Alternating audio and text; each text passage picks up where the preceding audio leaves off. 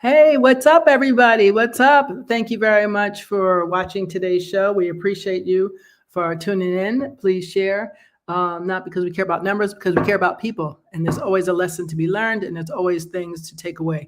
So thank you for sharing. Today's guest is a man whose story goes far beyond the ring, from childhood marked by pain and adversity to making history in the world of professional wrestling. He's walked a path that few could ever survive, let alone rise from. You may know him as the first Black Intercontinental Champion in the WWF history, or from his powerful presence in the ring as Ahmed Johnson. But there's so much more behind the name. Please, there's just many things we're going to talk about today, from gang leadership at 14 to the NFL dreams. Yes, you heard me right. NFL, even that. Okay, movie roles and a hard stance against racism in the industry. His journey is raw, real, and unapologetically honest.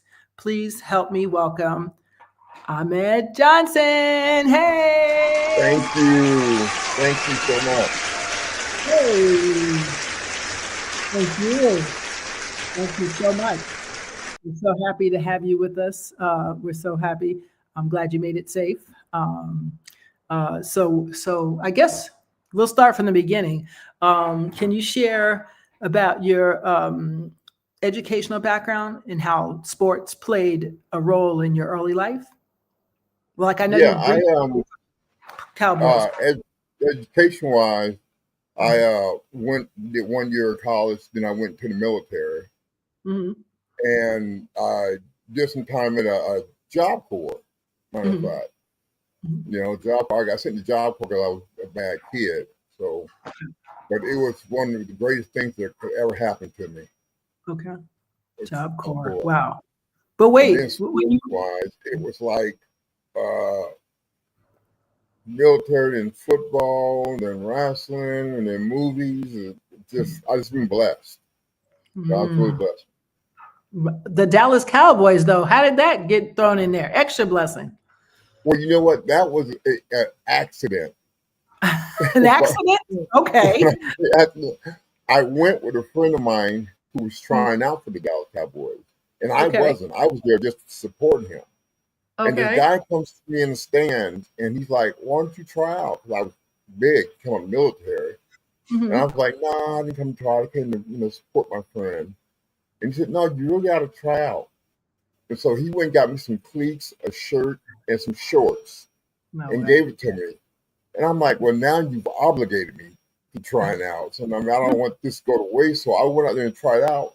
And out of 200 guys, I was one of the guys that made it out of 4 guys. Only 4 guys made out of 200. And it was sad because my friend didn't make it. Oh, and no. It was the longest ride home you ever had in your life. That's wasn't bad. He said no, but oh man, are you still friends? No, he hasn't called me anymore. Oh, I'm sorry. Oh, well, I mean, that incident. Hey, guy could have been, blocking something from him. That's good. That's a good reason that he doesn't see. So we never know why. But the fact that you were there by chance is just crazy. That's crazy. Yeah, it was. How did you feel? Like, were you like shocked? Like, I was super shocked. It was so funny because when they said my name, I was looking around for another Tony Norris to come up. I was like, "Where is this guy with my name?" And it was me, and it was very surprising, very joyful. I mean, like, unbelievable. Wow. So see, I tell you. Wait, so then how did you get the other name, the Ahmed Johnson name? Ahmed Johnson is my wrestling name. It's never going on when I wrestle. And Ahmed means worthy of praise in Africa. And Johnson was one of the most common used slave names in slavery. Yes. Was Johnson. So I want to honor ancestors. Wow. That's amazing. That's amazing. I was wondering, how do you get 2 different names? But I guess everybody has an alias for whatever their profession is. That makes sense. Yeah. How did you get your start in professional wrestling? And what was the journey like breaking into such a competitive world? Well, it was funny because I hated professional wrestling. I wasn't a fan at all. And a partner of mine, who's a guy just as big as I am, he was like, "Come on, man, let's go try out. Let's go try out." And I was like, "Oh man, okay, let's go try out." So we went and tried out, and I started to like it. And I got picked up from a small independent league first. And then I was sitting at home one day, and my phone rang, and guy answered the phone, and the guy said, "This is Tony Norris." And I was like, "Yes, this is Vince McMahon." And I was like, "Yeah, right." I figured one of my friends joke on me. So I'm like, "Yeah, right. Okay, whatever." He said, "No, this really is. This is Vince McMahon." And I was like, "Okay, yeah, right." I said, "What do you need?" He said, "I just want that you know I have a ticket to your door tomorrow morning for you to come to Stamford, Connecticut to see me." And I was like, "Okay, whatever," and hung up on him. And it was so funny because the next morning it was knocking at the door of the UPS with a first class ticket to Stamford, Connecticut. Wow. So it really was him, That's crazy. Oh my gosh. Yeah. You sound like you just had, while we'll talk about it in the next piece, but while there's other things going on, you had some kind of angel always watching over you. Like it literally. seems that way, doesn't it? Yeah. I mean, that's crazy. That's 3 pieces of luck that most people would never ever have.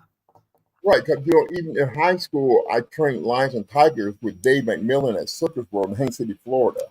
Really? Yeah, and I'm in high Tigers? school doing it. Oh my gosh! Wow. And what'd you do with that? Did you do it? No, I just did it, for a while until I found something better for me to do. What was the most interesting thing you learned training tigers? Don't put your hand in the cage. I thought you were One going day to I was out there trying to show out. It was 4 girls standing by the gate. So I'm feeding the lions and tigers, and I know that's a no-no. Don't put your hand in the cage. But I figured, I showed in front of the girls, let him eat out my hand. And when he did, he clamped down on my fingers. Oh my God, Tanya. It was no. What? Oh, my excruciating pain. Oh my God. You lost your credit with the girls and you left your. Oh no. What? Yeah. So don't ever feed a lion. Just clearly. I thought you were going to say, don't put your hand in its mouth. And now you're like, yeah, I think so. Wow. I was the idiot trying to show out, trying to hand feed him in front of the girls, and he hand fed me. I think anybody would have did that, though, to be honest. Anybody would have off, like, look, I can feed the tigers. Look at me. Yeah, it's like, time to show out a little bit. Wow. So what an interesting background. That's a whole nother show. Feeding the tigers. Oh yeah. Is that where they get Tony the Tiger from? Probably. It's a joke. So on a more serious note, I heard that you had a rough childhood growing up. Your father was reportedly abusive. And he was also a member of a motorcycle club. Right. Called the Road Knights. The Road Knights. That's it. Yeah. Wow. How did you, is that how you ended up joining the Bloods at 14 and actually becoming a leader? Yeah, that's one of the reasons why, because I ran away from home because there was no love there. I mean, not just blame my father. I have to blame my mother too now. Right. My mother played a big part of it too. Right. And so yeah, I got away and joined the gang, and and the rest was going from there. The gang showed me love, man. They wasn't about stupid stuff like they are now. Carjacking people. Right. It wasn't that stupid back then. Yeah, no, I know. I've heard plenty of members saying that's not how we used to do. This is some new stuff they're doing. So I get that. But plus, when someone's 14 and you're dealing with abuse at home, trust me, as a kid who was abused, I know what it's like to just go to other stuff. I'm lucky I didn't end up joining a gang, but I understand why you venture toward that, because it does seem like some type of love, and it does, at that moment, hey, whatever you can get, you take it, so I'm just glad you survived it. That's very important, and not to mention that, forget survive. You've made something into a really triumphant moment by all the things you accomplished. I mean, just the Dallas Cowboys. Are you kidding? How many people can say that, right? So you were able to take that anger and put it somewhere else. Wrestling. I mean, it's a perfect sport, you know. And graduating in the military, I graduated most distinguished undergraduate, which was #1 out of everybody. Wow, really? So, like you said, that angel has always been on my shoulder, and I didn't think I would graduate most distinguished undergraduate, but I did. And once again, it was a stadium full of people, probably about 2,000 people there, and I had no one. Here I am graduating #1, top of the class, top of the top, and there was no one there to celebrate it with me. Oh, I'm sorry. Wow. Look at that. Well, it gave you the persistence you have, I think. I think if you take away all those elements, you might not have did half of what you did. I agree. Yeah, I agree with you. Yeah. So God is good. There's always some reason we can't see, we don't know. And you know, why, you know, I would say, well, why am I chosen for this? Because nobody else could handle it. Nobody else could live through it. Exactly. That's why I ask myself all the time. I mean, why did you do this to me when I was a child? Why did you let me go through so much abuse and hunger and stuff? And I have to look at my future, and he's like, well, look what I rewarded you with. I mean, most things undergraduate, Dallas Cowboys. I mean, look first black champion in professional wrestling, movies. I mean, I rewarded you for your suffering and pain. That's how I see it. Absolutely. And remember, when we get all these accolades, it means nothing if we don't have nothing to compare it to, or to say, look how far I've come from, you know? So you have a plethora of things to say to kids of any age, if any group, whether they're going through abuse, not abuse, whatever, or they're just messing up. Your message is 100 times stronger, because they be like, wow, he didn't make any excuses. I guess I can't. Yeah, he's been there. He lived my life, you know. Exactly. And Stodas, you can still come out on top. And that's the beauty of it, that God has blessed you and still blessing you to this day.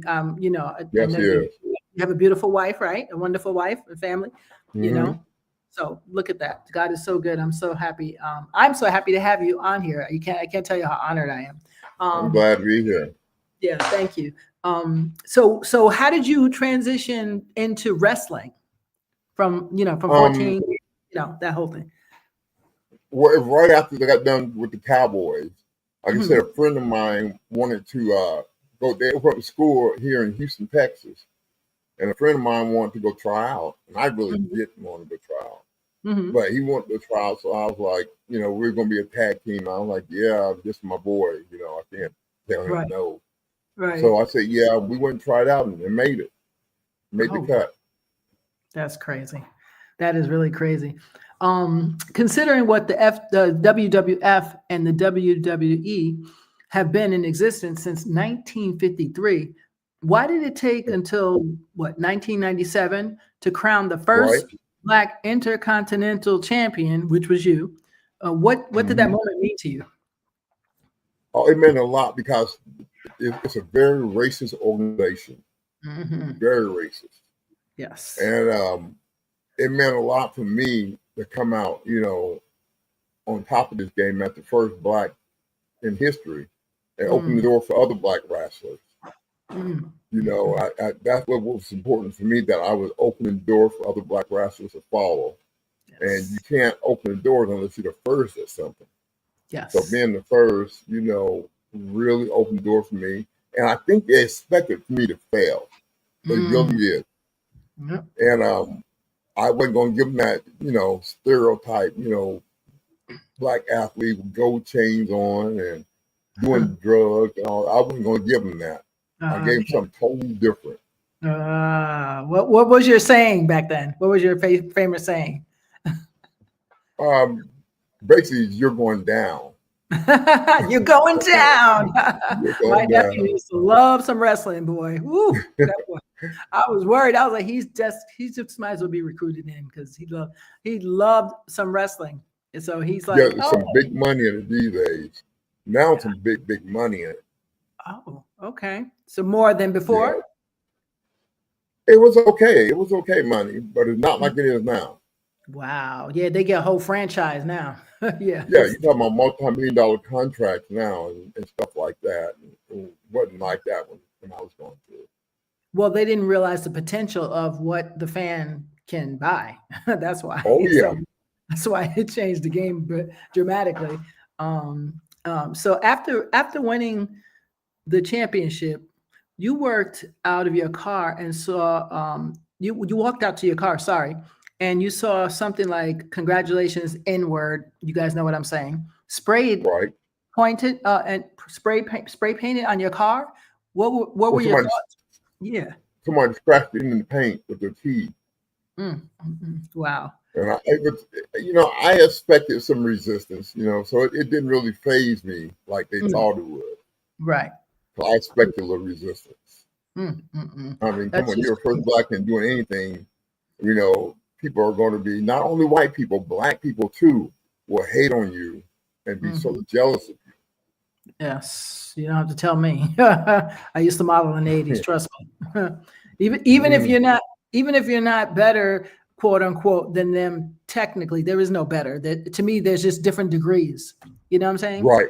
Different degrees of wrestlers. There, if you made it there, you have something that maybe I don't have, right? So why would someone be jealous? It's the craziest, but it happens in right. I couldn't understand that because I was opening the doors for the black wrestlers, and it was the black wrestlers who gave me the most resistance. I tell you, that happens.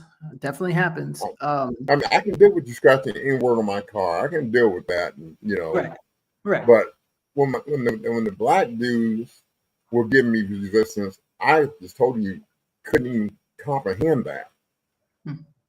I don't know what it is, but it happens. Trust me. I get it all the time, and I don't know why. You would think people would have a little bit more leniency, but they don't. I figure jerks are jerks. That's it. Doesn't matter what color you are. They're going to find a reason not to like you because they don't like themselves. That's what I find. So it is. Especially when you're successful in doing things. My goodness. Yes. Easy to point the finger saying, yeah, you're doing this, you're doing that, and they can't even do half of what you did. Exactly. Let alone mentally survive all that you did. So that's how I don't even, it doesn't even faze me anymore when people do that because I guarantee you they can't walk not even a half an inch in your shoe. Not even. So it's all good. I heard you left the WWF over like the racist storylines that you refused to participate in, where a South African group of wrestlers would drag you up the ramp with a noose. This was happening while your sister was passing of cancer. Is that correct? And you didn't want that. No, they wanted to do a scene where they were hanging me from a noose. Oh my God, that's crazy. And I'm like, after this is so real to my people, it may be a joke to you, but to my people, it's real. Right. You know what I'm saying? This isn't a joke to my people. So I told him, no, I refuse to do it. Right. I refuse to do it. And he was basically like, well, you either do it my way or I will erase you from history and this, that, and that. And same thing Ted Turner said he's doing. Erasing black people from history. That was the words out of Vince McMahon's mouth a long time ago before Turner even thought about running. He said, I'll erase you from history. Yes. And it's funny because him and Ted Turner are good friends. I was going to ask you about that. You had fallen out with him, Vince McMahon, who stated he was going to erase you from history. So how do you feel about not being invited back since your departure in 1998? But before you answer, I find it very interesting to note that Vince McMahon has faced recent issues with sexual allegations. So I'm just saying, is that ironic or what?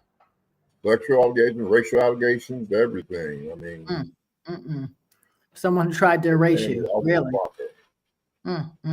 So now he's being forced from his own organization. So much for erasing.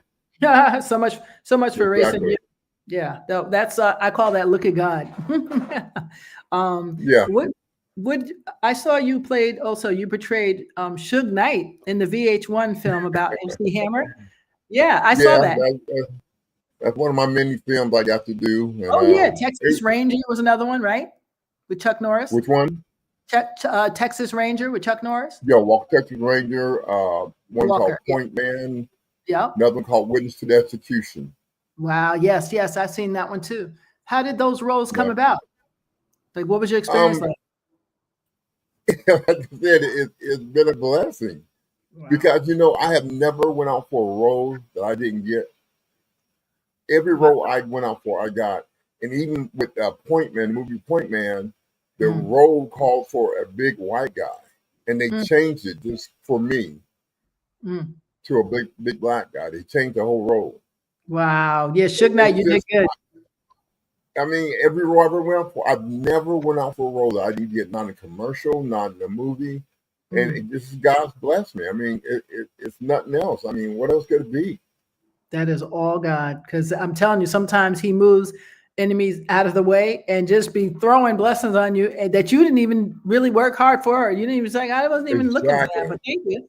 I'll take it, So that's the power of doing what's right, because in the end, what's yours is yours. Nobody can take it.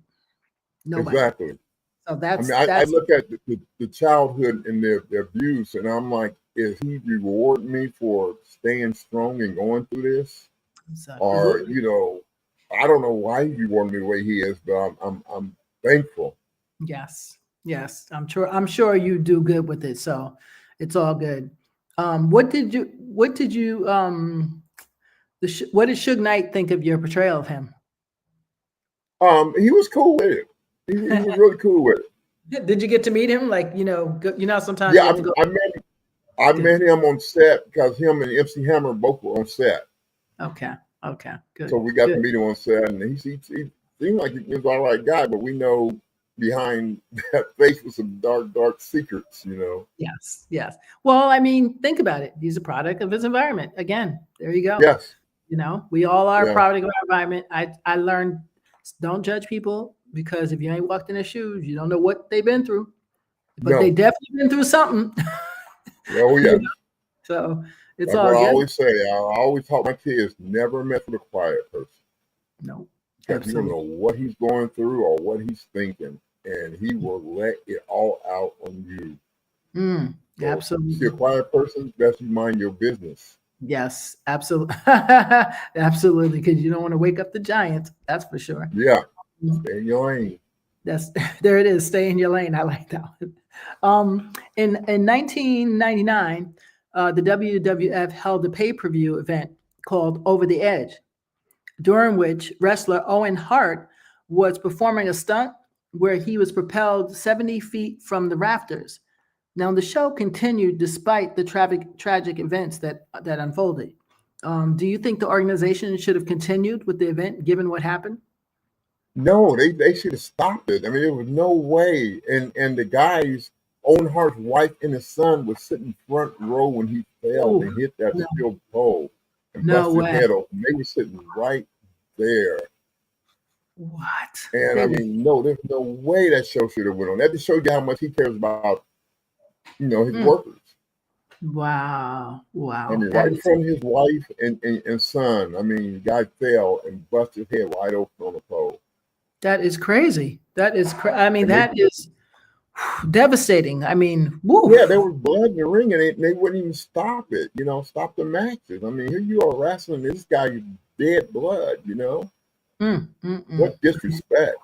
Yeah, that's disrespectful. But God, at least it wasn't on you guys. It was on them. They didn't stop it. That's just crazy. Absolutely crazy. Yeah. So one of your fans here want to ask the question. Arda Sandman. He wanted to ask what happened between you and Farouk. If I said the name right. Farouk's another black wrestler who has held championships in WCW, another organization. And he was so jealous, and he even admitted on air on a podcast that he was jealous of me. Wow. So what happened was one day we had a match, our first time meeting each other, and I opened up my body to him so he can give me a kick right here. And he kicked me like he was kicking a football in the NFL. He was trying his best to put me out and to hurt me. and it put me up because he was jealous that I was getting the belt and he wasn't. What? So What'd you do to him? I hope you got him. Huh? What'd you do to him? I hope you got him. Oh yeah, I got him back. Oh yeah. Oh. I went to the hospital with a he ruptured my kidney. What? Yeah. That hard of a kick? Oh my God. Were you able to sue him at least? I hope. Are you allowed to sue I didn't sue him. I paid him back though. We had another match called a Chicago Street Fight. Where I slammed him through this table and broke 3 of his ribs, and his ribs punctured his lung. It was payback. What? Jeez, that is crazy. That's something about wrestling, though. I mean, you got to have a lot of guts because I don't think I could do it. I couldn't. No, especially the males have so much ego going on back there. Everybody wants to be number one, and everybody ego's on high. It's a mess. What about have you ever met Hulk Hogan? Because I used to like him, but lately he was saying some things that made me think like, wow, all this time I supported him. Racist, but he's very racist. I didn't know that. If I would have known, and he carrying one of my family last name, Lord Jesus, what? It's shocking when you find out your favorite wrestler or ball player, or whoever is like that. You're like, no way. I literally supported you, bought your merchandise. You know what I'm saying? Like, you're like, oh man, are you kidding? So racist. It's a shame. Well, thank you for. I mean, everybody has their opinions, but I trust you were there, not me. So, well, Farouk. So this gentleman said, well, Farouk said it was a receipt. He said you put him on the shelf. What does that mean? No, I mean, I injured him first, but no, if you go back and look at the tapes, you will see that he injured me first with that kick. Oof, and then all I did was gave him a receipt. It's called a receipt, which means if you hit me hard, I'm going to hit you back hard. Gotcha. So yeah, he got a receipt. Wow, that is crazy. Oh my gosh, it's sort of like, I mean, it's a good thing, but wrestling to me is like being a kid in high school. Like, you get me, I'm going to get you better. Yes, exactly. That's what professional wrestling is. If you don't, what happens is if somebody hits you hard and you don't hit him back hard, he goes to the locker room, he tells the other wrestler, I knocked the snot out of him and he didn't do nothing.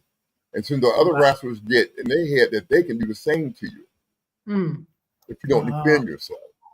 Oh, so you have to step up. You have to defend yourself. Yeah, that's like anything. Yeah. I mean, they'll be considered what they say. You're punked, right? Yeah, so it makes sense. Wow. So right now, with the thoughts of the climate of our country, do you believe there's any hope for our children's futures? Because there's a lot of stuff going on.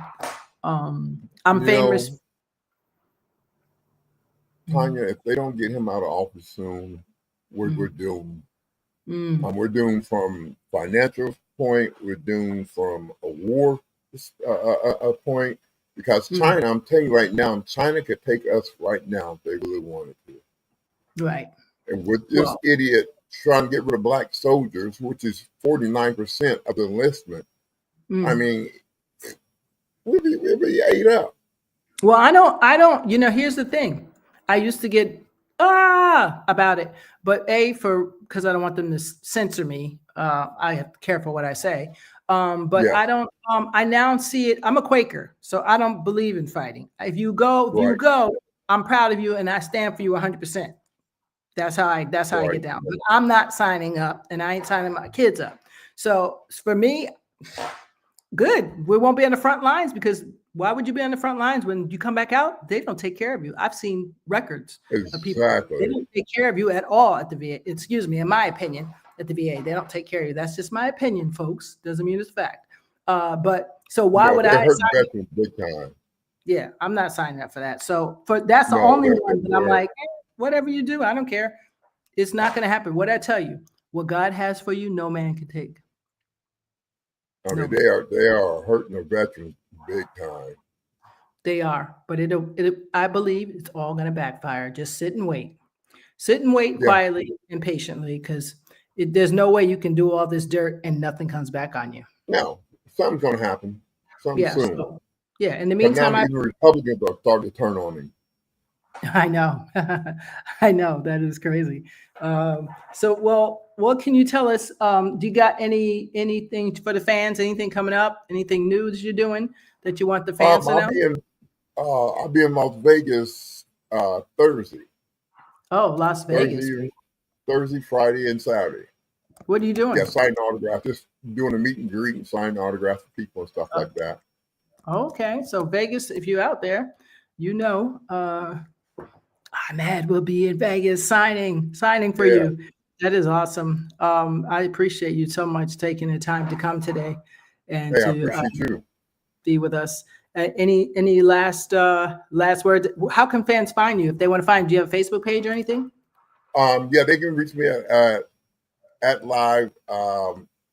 Man, I'm now going to tell you the wrong thing. That's okay. You can give it to me later, and I can put it up. I'll give it to you later. Yeah. I'll be able to tell you the wrong thing. Yeah, guys, you can reach out to me later. I'll have it if you want it. Just in case someone wants to keep in touch. But I know somebody's gonna be very happy this weekend with you signing autographs. That should be fun because you've done amazing things. I appreciate you so much for all that you've brought to wrestling.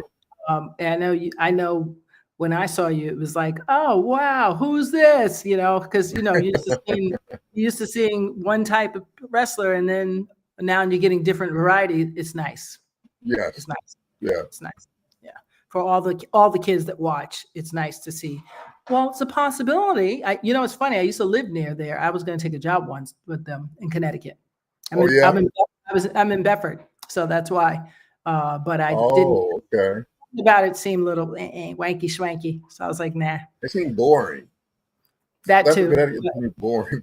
Yeah, that too. Yeah, that too. It's like, what am I gonna do? It's like, no, I don't think so. So anyway, that's a long story short. But guys, thank you so much for watching, and we thank you so much. You said Ahmed you prefer over Tony. Yeah, Ahmed's fine. So when fans see you, what do they usually say? Do they say Ahmed? Yeah, they call Ahmed. Okay.